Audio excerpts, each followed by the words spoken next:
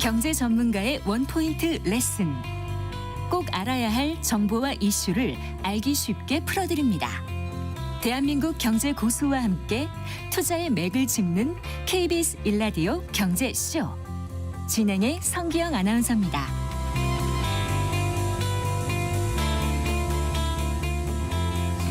4시 16분입니다. 트럼프 대통령의 관세 정책에 전 세계 정부가 초비상인데요.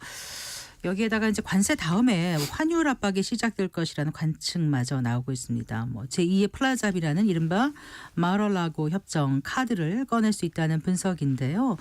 트럼프 대통령이 구상하는 환율 전쟁이 무엇인지, 그 속내는 무엇인지 한번 짚어보겠습니다. KB증권 리서치센터장을 지내셨던 신동준 숭실대학교 금융경제학과 겸임교수 스튜디오에 모셨습니다. 반갑습니다. 네, 안녕하세요. 안녕하세요. 트럼프 대통령의 그 증시에 대한 입장이 일기 행정부 때하고는 좀 많이 달라진 것 같죠, 교수님? 네, 일기 때는 주가가 조금만 하락해도 주가를 좀 부양하는, 지탱하는 네. 듯한 정책들을 이야기들을 많이 했던 것 같은데요. 이기 때는 뭐 거의 그런 얘기 없고 최근에는 별로 신경 쓰지 않는다. 라는 단기적으로 조금 더 힘들 수는 있으나 이건 견뎌내야 된다. 우린 큰일을 하고 있으니까 좀 길게 보자. 이런 얘기를 자꾸 하거든요. 네. 그런데 이게 주식시장에서는 좀 실망하는 모습들로 나타났었어요. 네. 주가에 대해서 별로 중요하게 생각하지 않나 보다. 진짜로. 특히 재선에 대한 부담이 없으니까. 네. 그런 얘기들이 있는데 거꾸로 생각해 보시면 단기적인 변동성은 뭐 크게 신경 쓰지 않아요라는 말을 굳이 한다는 것은 신경이 쓰인다는 얘기로 저는 거꾸로 그렇게 받아들이셨어요? 볼 수도 있을 것 같아요. 그래서 왜냐하면 이게 지금 하고자 하는 모든 정책들이 굉장히 단기적으로는 좀 고통스러울 수 있잖아요. 기업도 힘들고 소비자들도 힘들고 이제 동맹국들도 힘들고 그런 과정에서 지지율이 떨어지거나 경제가 침체 혹은 뭐 둔화에 빠지거나 이렇게 됐을 때는 추진력을 계속 가져가기가 쉽지 않죠. 지금 공화당이 양원을 다 가지고 가고는 있지만 아마 하원에서는 약간의 근소하게. 차이죠. 한 4석 차이인가? 얼마 안 되는 것 같더라고요. 그래서 이거를 계속 추진하기에는 경제가 혹은 심리들이 많이 꺾이는 것은 별로 좋지 않다. 저는 이렇게 봅니다. 네. 그래서 말은 그렇게 며칠 전에 했는데, 그러니까 뭐 주식시장을 계속 바라볼 수는 없다 이렇게 말은 했지만 또 다음에는 또 그런 건 아니다 이렇게 얘기를 하고 말을 조금씩 바꿔가면서 하고 있고 오히려 자기는 유연성 있게 얘기한 거다 이렇게 또 말을 하더라고요. 그런데 이제 어제부터 전 국가를 대상으로 한 이제 철강 알루미늄에 대한 관세가 발효되지 않았습니까? 그리고 얼마 남지 않았어요. 또 4월 2일부터인가 그때는 이제 보편 관세가 예고되고 있는데 처음에는 트럼프 관세가 어떻게 될 것인가 막 전망하면서 갑론을박은 있었습니다만 결국 하나로 모아졌던 거는 그래도 이게 이제 협상용일 것이다. 그렇게 끝까지 할 수는 없을 것이다 그랬는데 뚜껑을 열어보고 실제로 이렇게 진행되는 거 보면은 차근차근 또 관세를 높여가는 정책을 하고 있단 말이에요. 관세가 협상용으로 활용될 수 있는 여지는 여전히 있다고 봅니다. 그런데 관세와 안보 정책을 연결해서 어쨌든 그동안 미국이 졌던 상당한 부담들을 다른 나라들에게 좀 분담해야 된다라는 게 기본 지금 트럼프 행정부의 시각인 것 같아요. 미국이 졌던 상당한 부담 어떤 거 말씀하시는 거예요? 예를 들어서 그동안 미국이 달러를 기축통화국이지 않습니까? 달러가. 그러면 기본적으로 미국 외에 우리나라도 외환보유고를 갖고 있는 것처럼 기축통화인 달러를 융통하려면 다른 나라들이 기본적인 달러를 갖고 있어야 되거든요. 달러 수요가 꽤 있죠. 그럼 만성적인 달러의 초과 수요가 생긴다. 그러면 그 초과 수요로 인해서 당연히 달러는 고평가가 될 테니 그러면 제조업이 우리가 힘들어지지 않겠는가. 그래서 지금까지 힘들었고 달러 고평가가 왜 제조업이 힘들다는 달러가 강세가 되면 이제 미국의 제조업체들 수출이 어려워지잖아요.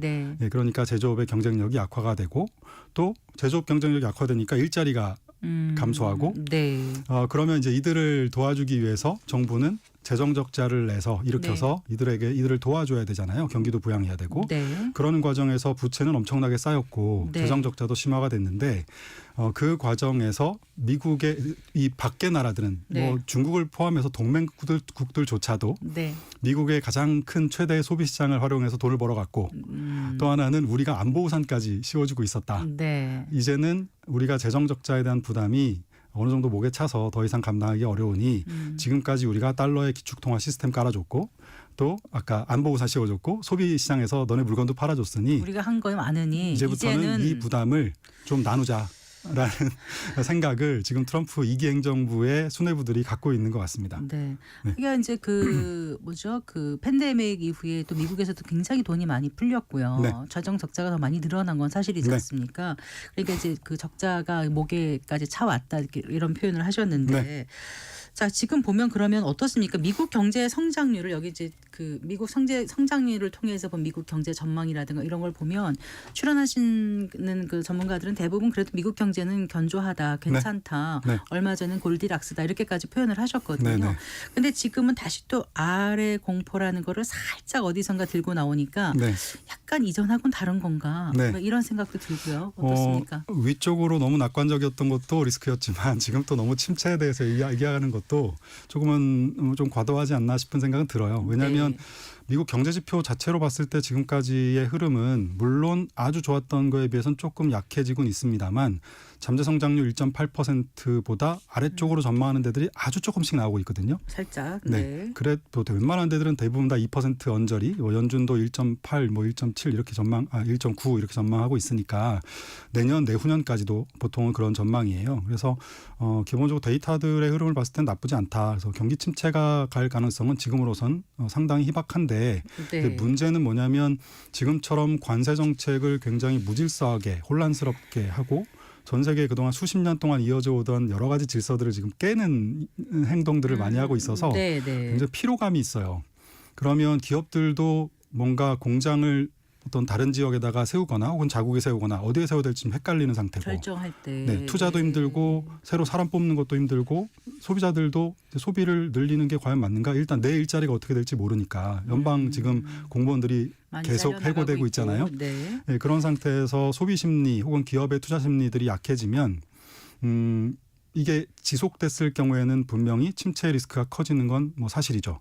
그래서 보통 이제 그런 것들이 주가로 나타나는 거니까 최근 주가가 고점 대비해서 뭐 S&P 500 기준으로는 한 10% 가까이 하락했다가 지금 살짝 반등해 있는 상태인데요. 보통은 뭐 지금처럼 좀 과열이나 버블의 느낌으로 경제나 주가가 올라갈 때는 한 10% 조정은 자주 나오는 일이긴 합니다. 그랬나요? 네. 그런데 이제 이런 것들이 뭐 10% 이상, 20% 이상 하락한 상태에서 심리들도 나빠진 상태에서 특별하게 반전되지 않고 한 3개월 정도가 지나가 버리면 그 주가가 많이 빠지면 뭐 이익 실현을 했든 손해를 결정지었든 간에 그 부의 효과가 좀 줄어들지 않습니까? 그래서 왠지 좀 소비 지출 뭐 이런 거 좀 꺼리게 되지 않습니까? 그리고 정부는 돈을 더 써야 되고요. 그래서 부채는 더 늘어나고요. 그러니까 심리적인 지표들, 주가 이런 것들이 실제 경제 지표는 탄탄해도 심리 데이터나 주가가 하락해서 한 3개월에서 4개월이 그냥 지나가 버리면 그때는 실물 경제 쪽으로도 위험이 전이가 됐던 것이 이제 과거의 사례들이었어요. 그래서 앞으로 한 3개월, 4개월 정도가 굉장히 중요하고 어떻게 보면 제가 어저께인가요? 되게 인상 깊게 본 뉴스 중에 하나가 투자자들을 모아놓고 CEO들을 모아놓고 누가요? 미국의 어떤 큰 그 뭐 자산운용사겠죠. CEO들을 모아놓고 여러 가지 포럼을 하면서 미국은 보면 즉석 설문을 많이 합니다. 휴대폰 주고 지금 트럼프 대통령이 이렇게 하면 어떻게 할 것 같아요? 그럼 이제 지금 그 자리에서 즉석에서 투표해서 바로 보여주는 거죠. 근데 어저께 누군가 사진을 찍어서 공개한 게 있었어요. 무슨 얘기였냐면 주가가 어느 정도 하락하면 트럼프 대통령에게 기업의 CEO가 정책 좀 바꿔주세요라고 이야기할 것인가에 대한 설문이었는데 제일 많았던 게 20%. 그다음이 30%. 그러니까 언제 기준으로 30%? 뭐 그때 설문이니까 어제였으니까요. 어제나 그저께 했으니까 그 당시 어쩐 고점 대비니까요. 지금 10% 정도 하락했으니까 여기서 추가적으로 더 10에서 20% 하락하면 아마 대통령에게 강력하게 좀 건의할 생각이 있다라는 그 뜻이겠죠. 답을 했다고요.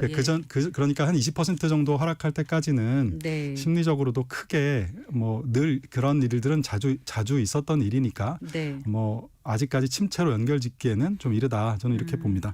아까 그 관세 정책의 협상용 카드냐 아니냐 이런 이제 질문에 있어서 그동안 미국이 졌던 상당한 부분을 역외, 그러니까 미국 외에 다른 나라 국가들이 이제 나눠 가져라 이런 차원이라고 하셨다는 건 결국은 그러면서 미국의 어떤 재정 적자라든가 이런 걸 타개해 보자라고 말씀하셨지 않습니까? 결국은 관세 정책의 진짜 목적은 네. 감세를 위한 재원 마련이라고 볼 수 있는 거 아니겠어요? 지금 현재 단기적으로는 그렇죠. 그러니까 왜냐하면 감세 정책을 정말 트럼프 대통령은 하고 싶고 사업가 출신이시니까요. 네. 하고 싶고 근데 그걸 하려면 지금 재정 적자가 심각한 상태에서 네. 공화당이 원래는 정부 지출을 좀 타이트하게 하는 사람들이 많은 그 당이니까 네. 그 안에 이제 공화당의 재정 매파들이 있습니다. 재정 네. 재정 그만 쓰자라는 분들이 있는데 이분들을 설득을 해야 돼요. 그러면 감세까지 하는데 그럼 네. 우리 이 돈을 어디서 마련할 거냐라고 했을 때 지금까지는 관세를 통해서 수입을 늘릴 것이다. 네. 관세 수입을 늘려서 할 것이다라고 네. 이야기하고 있는 거죠. 그래서 기업들한테는 관세를 물릴 테니 관세 안 맞으려면 미국에 와서 공장 짓고 일자리 늘려라 이렇게 얘기하는 중이고 의회에다가는 관세를 통해서 그 공장들이 돌아오니까 네. 공장들이 돌아오면 일자리도 늘고 이제 세금이 늘어날 테니까 네. 빨리 감세를 해주세요. 뭐 이런 얘기들을 지금 양쪽을 같이 하고 있는 형태인 거죠. 네. 그래서 단기적으로야 목표는 감세의 재원을 관세를 통해서 일부 마련하겠다라는 게 기본적인 아이디어이긴 한데 네. 조금 더 길게 보면 아까 잠깐 말씀드렸던 대로 미국의 큰 그림 하에서 우리의 부담을 관세라는 무역 정책과 그다음에 아까 그 안보 정책을 연결해서 레버리지를 일으켜서 네. 다른 나라들에게 좀 분담을 이끌어내자라는 게 네. 이제 기본적인 큰 그림이라고 보시면 될 것 같아요. 그러니까 그런 감세를 위한 재원 마련이라는 차원에서의 어떤 관세 정책 논리적으로는 꼭 그럴듯하긴 한데 이게 네. 과연 실효성 있게 부작용 없이 잘 작동할 수 있을까 이거에 대해서는 네. 어떻게 보십니까? 관세 일단 2018년도 2019년도에 중국하고 했던 1기 트럼프 행정부 때 했던 이제 자료들을 보면 관세 정책을 펼쳤을 때 대부분 다 통화 가치가 하락을 하잖아요. 그럼 통화 가치가 하기 때문에 완벽하게 관세율만큼 예를 들면 관세를 뭐 17%를 매겼는데 네, 그만큼의 통화가 뭐 중국으로 치면 중국의 위안화가 17%가 절하가 되면 네. 미국의 소비자들이 부담하는 거는 없어지는 거죠. 네. 그랬을 때 이론적으로 이론적으로는 없어지는 거죠. 그러면 무슨 효과가 있느냐라는 건데 미국 그 아까 수뇌부들의 얘기는 중국의 구매력이 네. 17%가 약해지지 않았는가. 그러니까 중국과 미국의 힘의 격차가 생겼다라는 거예요. 네. 그리고 만약에 17% 관세를 부과했는데 뭐 통화 가치가 15%만 하락해서 네. 2%만큼은 소비자들이 부담해야 된다. 미국 네, 소비자들이. 미국 소비자들이. 네, 그렇게 되는 경우도 있거든요. 네. 그렇게 됐을 경우에는 그 2% 소비자가 부담을 하지만 그 2%만큼 미국의 제조업 경쟁력은 좋아질 수 있다. 그래서 장기적으로 보면 우리가 제조업 경쟁력을 회복해야 된다. 그래서 이런 두 가지의 양면을 다 갖고 있는 지금 형태입니다. 그런데 최근 이제 글로벌 통상 전문가들 사이에서는 이제 지금 트럼프 대통령의 그 관세 정책을 두고 결국은 이 관세에서 그치는 게 아니라 이걸 넘어서 환율 전쟁을 겨냥하는 게 아닌가 이런 얘기를 하고 있지 않습니까? 네네. 이 얘기를 좀 해주세요. 그래서 뭐 제2의 플라자 합의 같은 네네. 게 나온다. 네네. 그래서 일명 뭐 마라라고. 네, 마라라고가 라고도 트럼프 대통령의 저택이 있는 원래 자택이 원래 있는 겨울용 곳이죠. 별장인데 네네. 요즘은 자주 쓰지 않습니까? 네네네. 취임 전에도 거기서 네. 다 뭐 인터뷰도 하고 맞습니다. 그랬다고 하는데 맞습니다.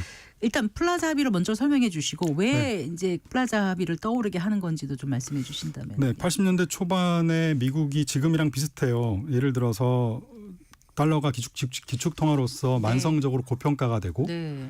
미국은 소비를 많이 해서 무역 적자가 심화되고 맞아요. 네, 재정 적자 심화되고 제조업 힘들어지고 일자리 네. 줄고 뭐 이런 부분이었습니다. 그래서 그때는 1985년에 미국이 일본, 독일, 네. 그다음에 영국, 프랑스 이 5개 나라가 그때는 서독이었을걸요. 네, 서독이 맞습니다. 네. 서독이었어요. 그래서 5개 나라가 미국의 플라자 호텔에 모여서 네. 앞으로 미국의 달러 가치를 대대적으로 떨어뜨리기로 절하시키기로 달러 가치를 하락시키기로 이제 합의한 것이 플라자 합의죠. 네. 플라자 합의 이후에 1985년부터 3년 동안 네. 독일의 마르크화와 일본 엔화 가치가 네. 50%가 상승했습니다. 네. 통화 가치가. 네. 그러니까 그 이후에 일본은 잃어버린 30년에 빠졌죠. 예. 그리고 미국은 실질 실효환율 기준으로 그러니까 아까 엔화랑 마르크화뿐만 아니라 다른 나라들도 있으니까 다 합쳐서 미국의 통화 가치는 한 30% 정도가 절하가 됐죠. 네. 그래서 그 얘기를 지금은 다시 이제 떠올리고 있는 중이에요. 스티브 미란이라는 그 1기 때도 그 백악관의 재무부의 정책고문으로 경제정책고문으로 일했던 분이 이번에 경제자문위원회 CA 위원장으로 위원장으로 이제 지명된 거죠. 지명됐고 청문회가 뭐 이번 주 초였던가 있었어요. 네. 그래서 청문회를 거쳐서 아마 그 다양한 이제 정책 자문들을 할 텐데 이분이 작년 11월에 썼던 보고서가 지금 많이 미국의 지도층에게 회자가 되고 있고 고민을 많이 하고 있는 것 같습니다. 이 얘기가 아까 제가 드렸던 그 얘기예요. 달러 가치가 기축통화 역할을 수행하다 보니까 만성적인 고평가가 됐고 그래서 미국의 제조업은 약해졌다. 일자리도 사라졌다. 그런데 아까 말씀드린 대로 안보 우산까지 씌워줬고 했는데 이제는 좀 나눠 가지자. 그래서 일본 엔화와 중국 위안화가 달러 대비 절하하는 것은 미국에 매우 불공정하고 불리한 상황을 초래했다. 이걸 바꿔야 된다. 이 얘기를 한 거죠. 그래서 달러 가치를 좀 떨어뜨려 드리고 싶어하는 그런 이제 뉘앙스들을 계속 펼치고 있어서 이제 그게 아까 말씀하신 마로라고 합의의 형태로 마로라고 같은 이제 그런 것들은 이제 시장에서 얘기하는 이름을 붙인 건데요. 마로라고에다 불러놓고 또 그런 합의들을 하지 않겠는가. 달러 가치를 떨어뜨려서 미국의 부채를 좀 줄이고 예를 들어서 1달러를 미국이 빌렸으면 우리나라에 지금은 1,450원을 갚아야 되는 건데 이제 만약에 환율이 뭐 1,000원이 되면 1,000원만 갚으면 되는 거니까요.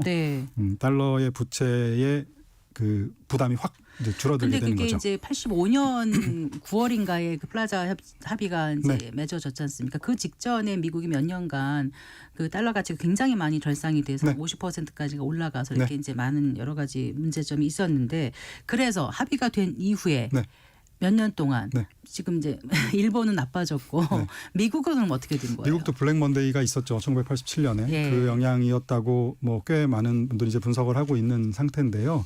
모두가 다 사실은 힘들었었죠. 이제 근데 글쎄요 그것들을 이제 되풀이하지 않기 위해서 아까 스티븐 미란의 보고서를 보면 점진적으로 진행해야 된다라고 하고 있긴 한데 그리고 뭐 연준을 활용해서 금리도 좀 낮춰야 되고 뭐 이런 얘기들이 나오긴 합니다. 그런데 글쎄요 뭐 부작용을 피할 수는 없을 것 같고요. 그렇게 됐을 경우에는 당시에도 보면 미국 경제가 당연히 달러 가치가 약해지니까 미국에서 자금이 빠져나가지 않겠습니까?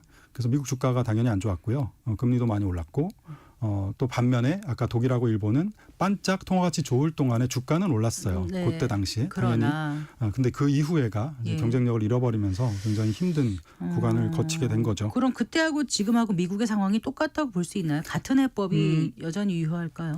지금 환율만 놓고 보면 달러 가치가 지금처럼 비쌌던 때가 딱 2번 있었습니다. 역사적으로. 가장 가까운 게 아까 1985년. 그때였고 두 번째가 1933년.